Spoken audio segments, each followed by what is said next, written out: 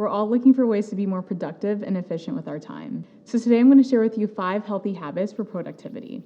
I'm Janu and I talk about all things intentional living, so let's hop into the video. Whether you're a creator like me or someone that works a 9 to 5, task batching is one of the best ways to be more productive and efficient with your time. For me, I organize my life in Notion. So when I'm planning out my week, I'll list out all the things that I need to do and I'll put like items together. So for example, if I need to film YouTube videos and reels, maybe I'll do that all in one day. Or maybe I need to send a bunch of emails. So I'll do all the emails in one day. Let's say that you need to go out and run a bunch of errands. So I'll run all the errands in one day versus spreading that out throughout the week, because then you're just being more efficient with your time because you're already out. So I think just batching like items just saves you so much time and so much energy in the long run. Number 2 is taking time to rest and taking breaks.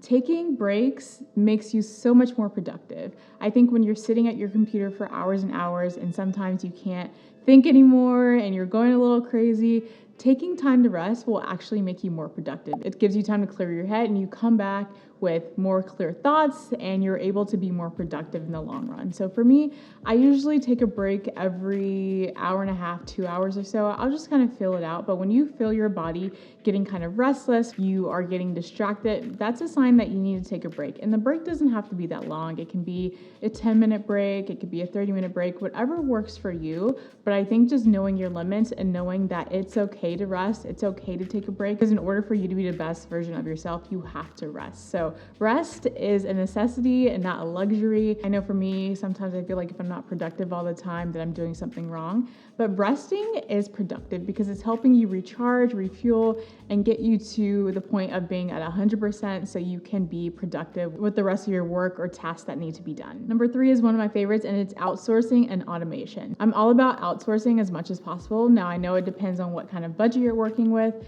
but it can even be something small. Like I know there's a lot of grocery stores where you can order online and you can just drive up and they will put the groceries in your trunk. That saves you so much time, because if you think about all the time it takes for you to park your car, you walk into the store and you're going up and down the aisles and you're in the grocery store for like 2 hours, taking forever because you can't find what you're looking for. You buy more stuff than you actually need it, so you're spending more money, versus just spending extra $5 to have someone do that work for you, and you're saving so much time and it's just being a lot more efficient. I know for a lot of my business related tasks, I will outsource it. So I have someone who's helping me format blog posts. Check out my blog, I'll put it in the description down below. Because for me, I think it's about figuring out what it is that you don't like doing. Like make a list of the things that you don't like to do and figure out if there's a way for you to outsource it and give it to someone else. Now, again, it depends on your budget and if you can hire someone, but there are small things that you can do to outsource. There's websites like Upwork and Fiverr where you can find freelancers to do things such as make graphics, like this graphic right here, I had someone do on Upwork. It really just makes your life a lot easier when you can delegate tasks and have someone else do it for you, because the less that's on your plate, the more you can focus on the things that matter. The 4th tip is to have a clean workspace. So for me, I like to make sure that my workspace and apartment is clean before I go to bed. Now, I'm not perfect with this, no one is, but I like to put everything away before I go to bed. When I wake up and I'm ready to go work, I can go work at a very clean and tidy desk and things aren't filled with clutter. I find that when there's a lot of clutter around me, I can't focus because I'm just distracted by all the clutter.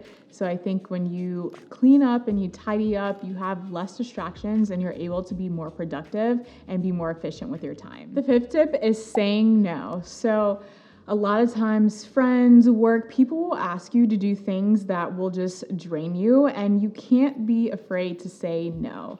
A lot of times people will ask me to do collaborations and I just say, I honestly don't have the bandwidth to do it. It's important to stand up for yourself and to say no, because it's just going to make you less productive and efficient in the long run. And it's important to take care of your mental health as well. So instead of being focused on saying yes to a million things, I think it's important to say yes to the right things and the right opportunities and what actually makes sense for you and what feels good for you and will actually be something useful and productive for you as well. I once heard someone say that saying no is a form of self-care, and I could not agree more. I think taking the time to actually focus on the things that you want to be doing and not always saying yes to people is one of the best things that you can do, because then when you're saying yes to a bunch of people asking you to do things, you're going to be drained and you're not going to be at your 100% fullest potential because you're going to just be too exhausted. I think saying yes to the important things and the right things and being able to say no to things that don't serve you is super, super important. Let me know in the comment section below what your favorite tip was. Thank you so much for watching, and I'll see you in the next video.